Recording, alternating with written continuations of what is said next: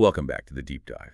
Today we're tackling a phenomenon that, well, it's causing a lot of confusion. And a lot of frustration, I think. Absolutely. Frustration for so many people who are watching modern relationship dynamics play out and Yeah. just can't make sense of it. It's this paradox, right? The paradox of energy and commitment that you see everywhere online. Yes. The question is always, why does it seem like the woman who exerts the least traditional effort? The least domestic labor. Right. Why does she often seem to secure the highest level of commitment and the highest level of financial provisioning? It feels completely backward to a lot of us. Okay, so let's really unpack this. We've been looking at a really powerful analysis, mostly from a work called Softness, Labor, and the New Relationship Paradox. But we've also pulled in some broader cultural critiques on things like emotional labor and attachment styles, just to get the full picture. And our mission for you today is to strip away the moral judgments. That's the key. We are not here to decide who's good or bad or who deserves what. No, we are here to analyze a social shift. We're looking at it through the lens of psychology, of boundary setting, and what the source material calls the economics of energy. I love that term. It's perfect because the contrast is just so stark. I mean, the source paints this picture of the low-effort woman. Right. She doesn't cook. Maybe she delegates all the childcare. The house isn't spotless. And she might not even show a lot of gratitude outwardly. And this same woman is often paired with, well, the total opposite, the high-effort man. The one who is described as loving her fiercely, he's the primary earner. He's bringing in extra income. Just supporting the entire household, giving her what everyone now calls a soft life. A life of ease. And this whole setup, it just feels like a slap in the face to the hardworking woman. Oh, absolutely. The woman who is emotionally available, who sacrifices her time, who manages all the logistics. And still feels like she has to, fight tooth and nail for just the bare minimum of stability or appreciation. We want to confirm for you that this feeling, it's not imagined. It is based on a real, palpable social shift in how value is perceived. So our deep dive is into the structure of that shift. Let's start with section 1.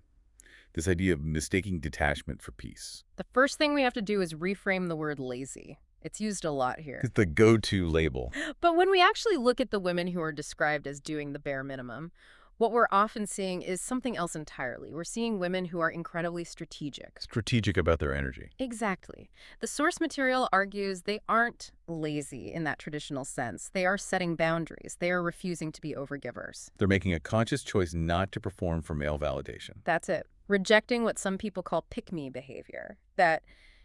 That intense effort to prove how useful you are by volunteering for every single piece of domestic labor. So they aren't taking on the invisible work. They're not mothering a grown man. And they're not carrying all the emotional labor of the relationship. Wow. The scheduling, anticipating everyone's needs, managing all the conflict. So to an outsider, this looks like she's checked out. It looks like detachment. Right. But for a man who has maybe experienced high-stress relationships before, Maybe he grew up in a chaotic household. or his ex was just very demanding. For him, that detachment doesn't feel like a lack of effort. It feels like peace. And it's the absolute core insight. He is rewarding the absence of something negative, The absence of stress, of nagging, of arguments. instead of rewarding the presence of a positive contribution, like a clean house. Precisely. So the woman who doesn't stress him out, who lets him do his thing without micromanaging, and who is focused on her own calm and joy, she becomes disproportionately valuable. Think about it this way. The source material basically says that men are willing to pay a premium to neutralize chaos. That's a great way to put it. If his past relationships were just an endless emotional drain, then a woman who just requires, emotional space and quiet. That's a massive upgrade for him, even if she provides zero domestic labor. So society slaps a label on a woman who prioritizes rest and ease and luxury, a woman who actively rejects struggle. They call her lazy. But the men in these relationships, they call it softness. And the analysis is very clear on this point. A woman who is perceived as soft is seen as rare. And because it's rare, men will pay to secure it and to protect it. So she's not being selfish in this framework. She's rejecting the exhaustion that she saw maybe her mother or other women go through. And this rejection isn't just a state of mind. It has very practical results. It's not just a philosophy. Not at all. In practice, softness means outsourcing the labor she doesn't want to do, the cleaning, the cooking, the scheduling. It means not getting involved in his problems unless he explicitly asks for her help. It means she's prioritizing her self-care, her leisure, over chasing some idea of domestic perfection. This woman is signaling that her energy is just too valuable to be spent on stressful logistics. That reframing is everything. Mhm. And if we accept this idea that men are willing to essentially buy peace and softness, Hmm. the next logical question, which takes us into section 2, is what is this convenience actually costing everyone? Yes, because we have to explore the uncomfortable truth here. This arrangement is highly convenient for the man. Right. If a woman isn't demanding that he cook or clean or help manage the house, she is also, and this is the silent part of the negotiation, a woman who doesn't require much from him emotionally. That's a staggering It implication. is. The source is very frank about the safety many men feel with the partner who doesn't challenge them, Who doesn't push them to grow as a person. doesn't hold them accountable, and crucially, doesn't demand deep emotional intelligence or connection. This is where that secondary analysis comes in, looking at behavioral patterns. Exactly. I mean, a study on male attachment styles might suggest that for men who are, emotionally avoidant, this kind of low demand dynamic is incredibly appealing. It's easy. It's so much easier for him to give money, that's just transactional labor, to avoid the much harder, more vulnerable work of communication, empathy, healing. So he's essentially buying emotional space, Yeah. not building a deep, intimate bond. That's how I would have to frame it, yes. We're looking at convenience substituting for genuine love. The relationship is safe because it's shallow. That's the takeaway. If the relationship is functioning on a transaction, I provide material comfort, you provide emotional ease.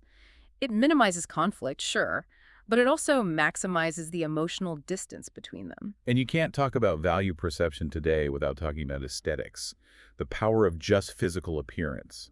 The source calls this the aesthetic chase. Right. In today's very visual, social media-driven world, the paper is clear that pretty often comes before character. So a man will commit to and spoil a woman based almost purely on physical obsession. Or the validation he gets from being with her, even if she brings, nothing else to the table in terms of a real partnership. And the confusion here is key.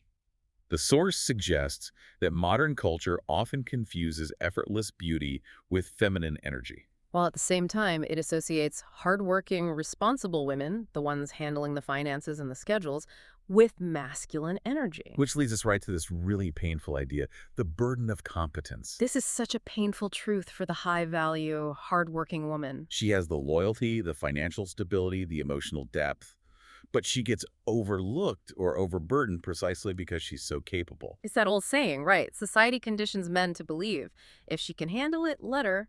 We all have that friend, the one who just keeps getting more work piled on her at her job or more responsibilities at home just because everyone assumes she's strong enough to take it. It's the ultimate penalty for being capable. The competent woman ends up carrying everything. The mental load, the kids' logistics, the schedules, the emotional labor. And often a big chunk of the finances, too. And yes, she is strong enough to carry it all, but the source is unequivocal here. The personal cost is exhaustion, burnout, and just profound resentment. So her self-sufficiency is read as a signal that she doesn't need support. Not financial, not emotional. Whereas a woman who projects softness, even if that softness is just a refusal to do domestic work, is seen as needing protection, needing provision. Which brings us to the strategic flip that really underpins this whole deep dive. This is section 3, the economics of energy. Let's look at the generational shift that fueled this, because it's fascinating. You have a generation of women who watch their mothers. They watch them serve and sacrifice and overgive. And completely lose themselves in the process. Only to end up exhausted, unappreciated, and often totally unsupported when things got tough. And that experience led to a kind of collective vow. I will not be my mother. And that vow wasn't about being selfish. It was about survival. It was about self-preservation. The strategy that comes out of that is a complete reversal of the traditional blueprint. These daughters observed something. They saw that if you don't overgive, men feel compelled to give more. If you don't chase, you get chased. If you hold your energy tightly for yourself, they pour into you. So the central thesis of this whole analysis is that men don't reward effort. They reward the feeling a woman gives them. That's the real shift, because modern relationships, they're not primarily about survival anymore. They're about quality of life. They're about emotional experience. Okay, so under this new economy, Mm-hmm. what specific feelings are being rewarded? It's the feeling of lightness, of admiration, and maybe most importantly, of not being stressed out. So the woman who doesn't nag, Who maintains her own joy, who lets him choose his role without her critique, and who actively works to keep the relationship low stress. She's the one who receives the investment, Her value is tied directly to her ability to regulate the emotional environment of the relationship. which makes the quote-unquote low-effort woman a high-value woman in this new economy. Exactly, because she has mastered emotional regulation and boundary setting, even if to the outside world it just looks like she doesn't care. This is the summary of the economics of energy. Men give to women who successfully maintain mystery, softness, self-focus, boundaries, peace, and a certain degree of emotional detachment. This is the new definition of value. And the distinction is all in how we label it. Women who give too much labor are seen as self-sufficient, Signaling they don't need any support. while women who restrict their labor are seen as soft. Signaling that they need protection and provision. So the whole societal narrative is flipped.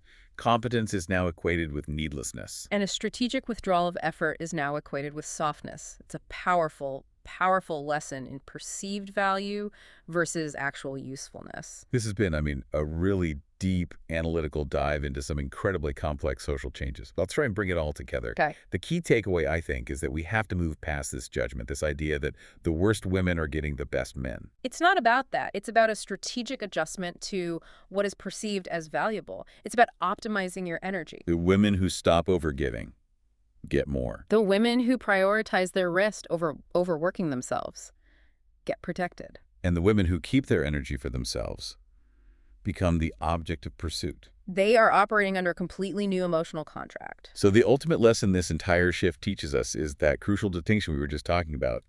Being valuable is not the same as being useful. In this new economy, usefulness is a path to exhaustion.